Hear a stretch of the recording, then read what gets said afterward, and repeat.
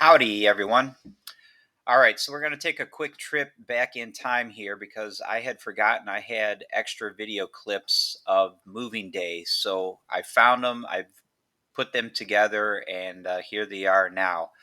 And they're like the other video of moving day, they're just short little snippets. I've deleted all of the audio from them because there really wasn't anything worthy. So I'm just going to talk about each clip a little bit as they play out.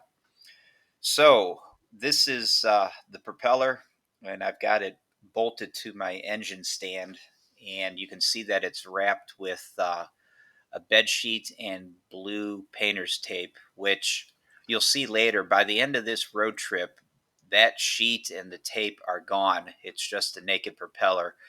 So obviously, a horrible idea when you're traveling at 45, 50 plus miles an hour. A bed sheet and painter's tape just don't cut it. So very soon after we got on the road, we had pulled over, just removed the sheet altogether, and just traveled with the propeller with nothing on it.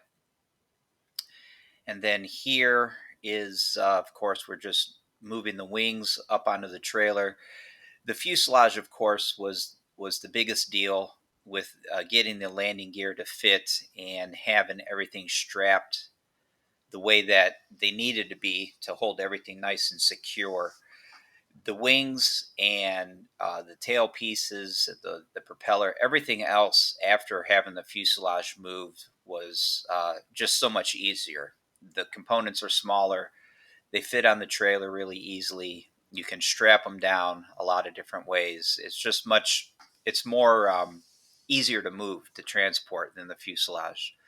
One thing I will note, I don't know if you can really see it here, but there's the strap there going up around the wings. Right where my head is, there's the blanket and the orange strap. You have to be very careful strapping the wings like this because that's the trailing edge of the wing, and the wing skin overhangs past the rear spar by a couple of inches. And if you don't put something to hold the strap off of that and you crank the strap down, it will crush the trailing edge of the skin. So I have it padded. I have some padding stuffed up underneath it. And when the strap is tightened, it really doesn't put any force on that edge of the wing skin. Here is the local ODOT inspector, making sure we've got everything strapped correctly, that the trailer meets the specs, that the tires are good. And now he's going to make sure that the camera's on, everything is documented, the strap is correct, it meets requirements for strapping wings to a moving trailer, the ball hitch is good. And now we're going to make sure the route that we're going to take, that the roads are clear, traffic is clear, and I believe we might be good to go.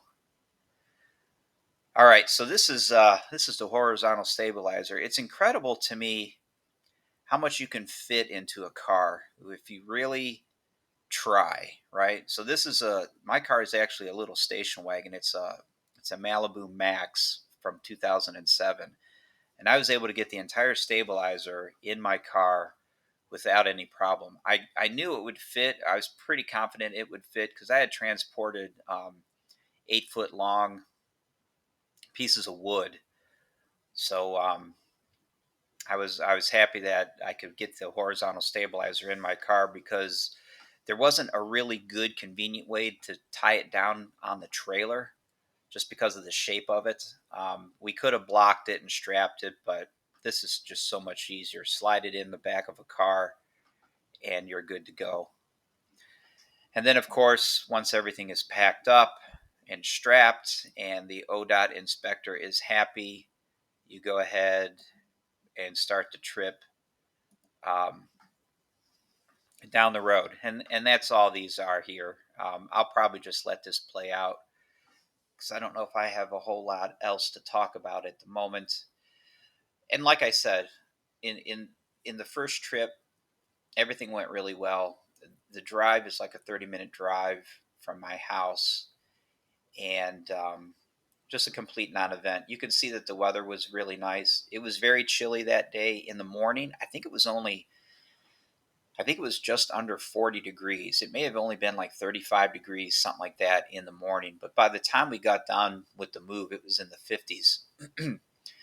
And I had my super baggy thermal insulated pants on and my super baggy thermal insulated, uh, like a shirt jacket deal. And those clothes were very uncomfortable. By the time we got this trailer load of airplane parts to the hangar and started getting stuff unloaded, it was pretty warm. But obviously, I really wasn't paying a whole lot of attention to that because I was moving my airplane. So my clothes and my body temperature really didn't matter at that point. So again, I'll just sit here for a moment, and let this roll, and you guys can take in the scenery. If I think of something worthy to talk about, I'll jump back in. It's like watching a silent video or a silent movie, which would be more accurate if I would stop talking.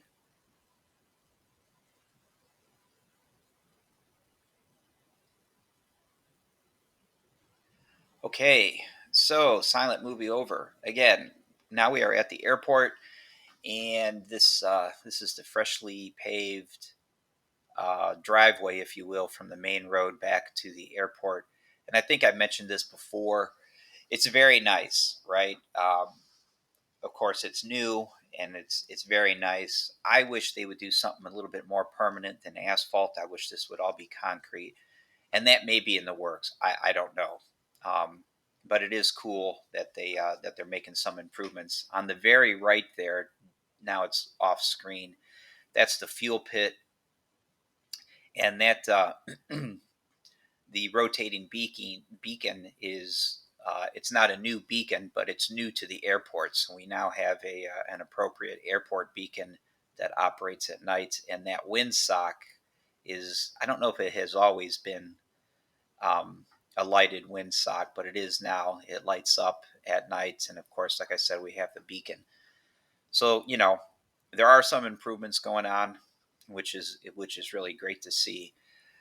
So, and again, just like the first moving day video, my hangar is in the back row of hangars, and it's all the way at the end, which is, I like my location. I kind of sometimes I wish I was in the front row of hangars so I would be closer to the runway, and if there's any runway activity, I can watch it. But being two rows back, I can't see any planes landing and taking off until after they're airborne. But it's a good location. I like the way it's positioned with the sun. You can see here in the morning. Um, well, this is a little bit later in the morning, but you can see that my hangar is already in the shade. In the early morning, with the hangar doors open, the sun comes right in. But later on in the later morning, all afternoon, and all evening, I can have my hangar doors wide open, and I'm completely in the shade just because of the way that the sun moves throughout the day. And I really like that. If my hangar doors were on the other side of the hangar, I would be in the sun pretty much after about 11 o'clock or so in the morning. The rest of the day, I would just be cooking in the sun. But this works out really good. So, and that's it for the major moving of parts. At this point, everything that needed to be moved with a trailer is now moved. Everything else that's left behind at my house at this point, those are small enough pieces that I can move them in my car by myself.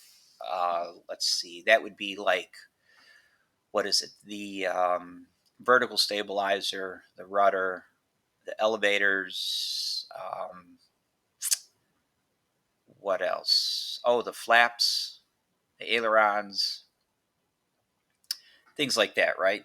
All the tail fairing, the wing fairings, gear leg fairings, wheel pants, all of that stuff I can move by myself in my car, which I did, of course, because you've probably seen the videos, the more recent videos after this with doing final assembly and things like that. So, you know, like I said, trailer moving parts are done at this point, and everything else I just moved by hand in my own car.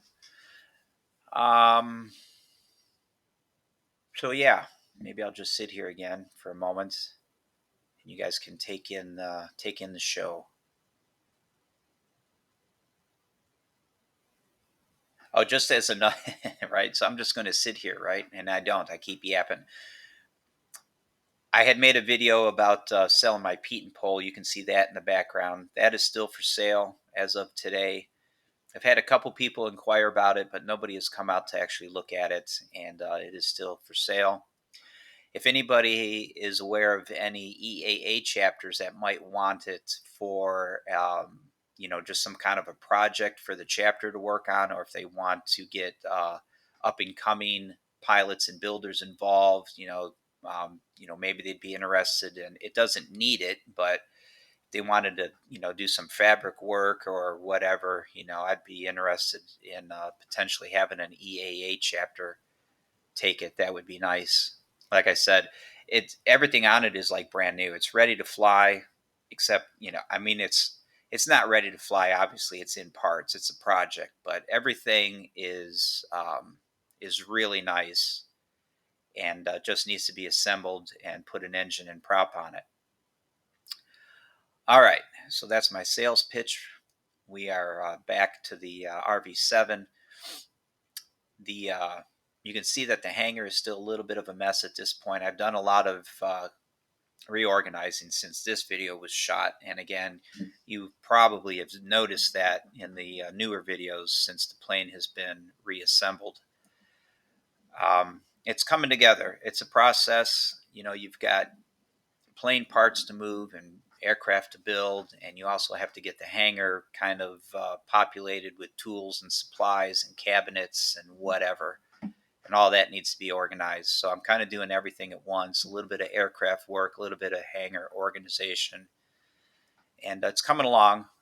um, and again, these are the blankets and different things that I had. You can see now I'm inspecting that trailing edge where the strap had gone over it, just to make sure that that skin overhang didn't get tweaked, because that's right where that my strap was, right where I think the flaps move.